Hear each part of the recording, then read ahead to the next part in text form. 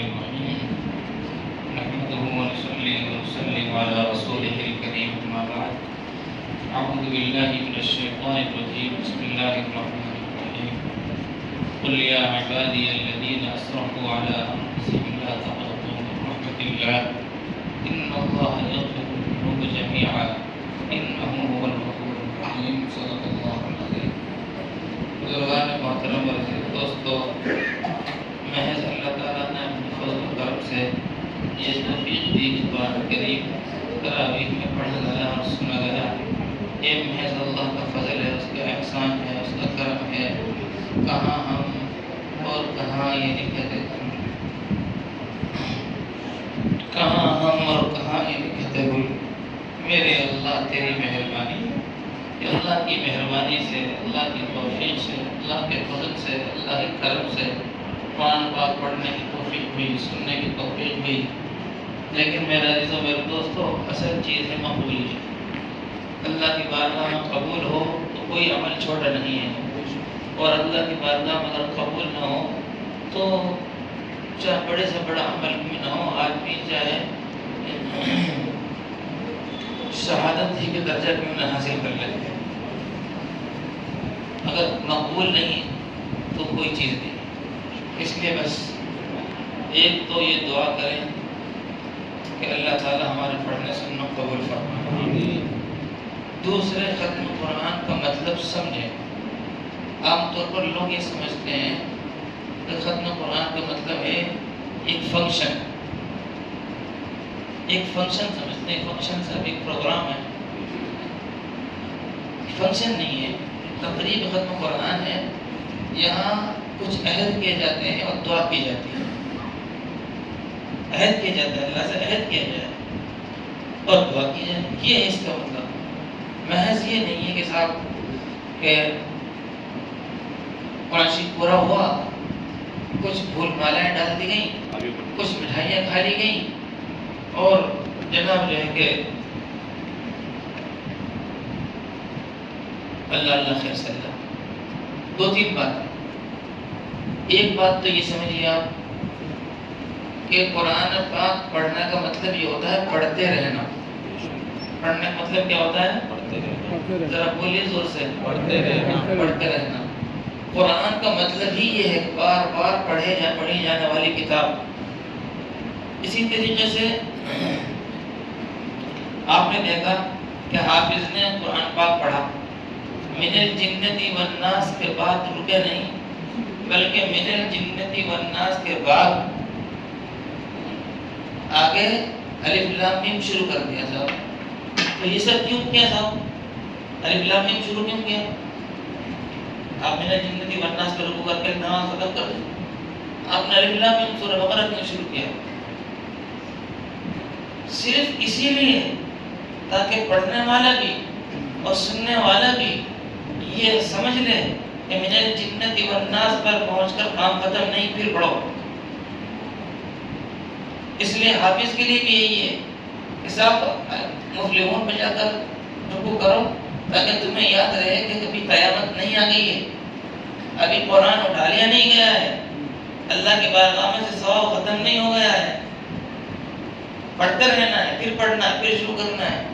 اس لیے میں کہا کرتا ہوں حافظوں سے کہ جس نے قرآن سنا ہے وہ مفلحون پر رکوع کر کر یہ بتا رہا ہے کہ میں نے کل دوبارہ قرآن کھولنا ہے، تراویح کے بعد پھر کھولنا ہے، اور پھر ایک اور قرآن پڑھنا ہے، اور پھر وہیں سے شروع کرے ان الذین زیادوا.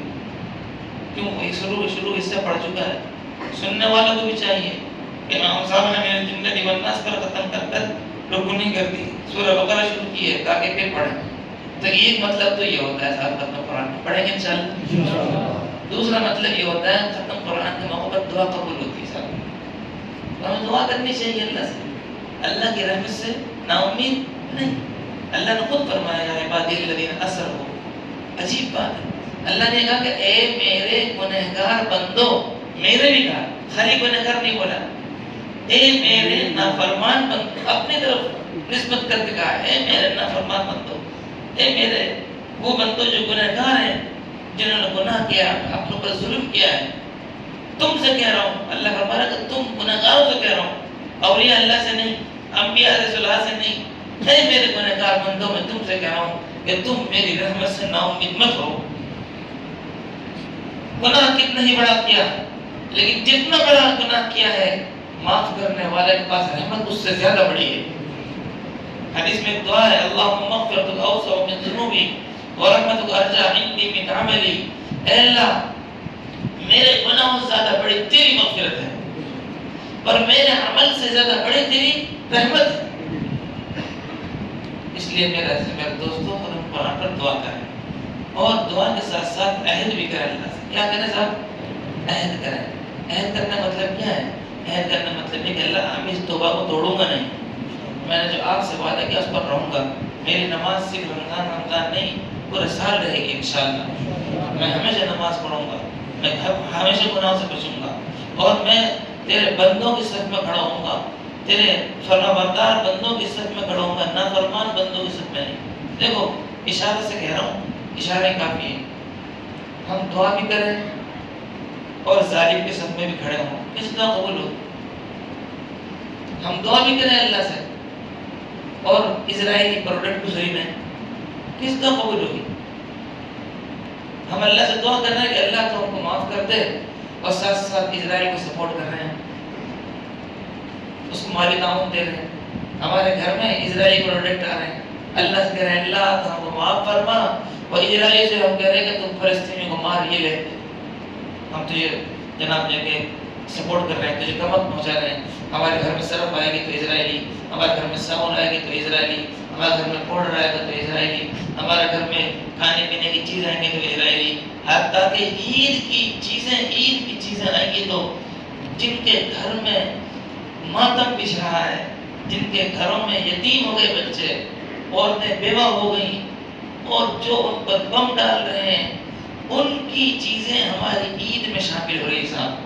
ہمارے عید کے پکوان جب تک نہیں پکیں گے، جب تک اسرائیلی مسئلہ نہیں رہے گا، جب تک فلسطینیوں کو خون ہمارے کھانے میں شامل نہیں ہوگا، جب تک ہمارے حالت سے نہیں اترے گا۔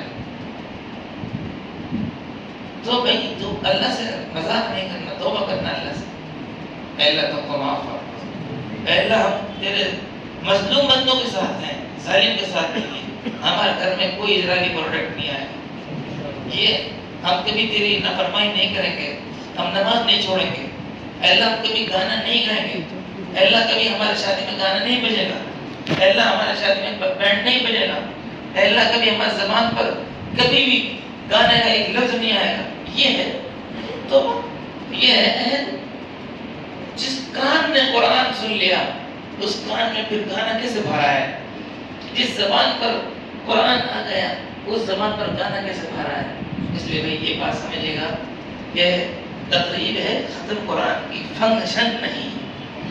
عہد کرنا ہے اللہ کی جو قرآن سنا ہے اس پر عمل کریں، جو قرآن سنا ہے اس کو سمجھیں گے، اس مطابق چلیں گے، اور اے اللہ اس قرآن کے برکت سے ہم جو توبہ کر رہے ہیں اس کو قبول فرما، جو دعا کر رہے ہیں قبول فرما، ایسے کریں گے انشاءاللہ۔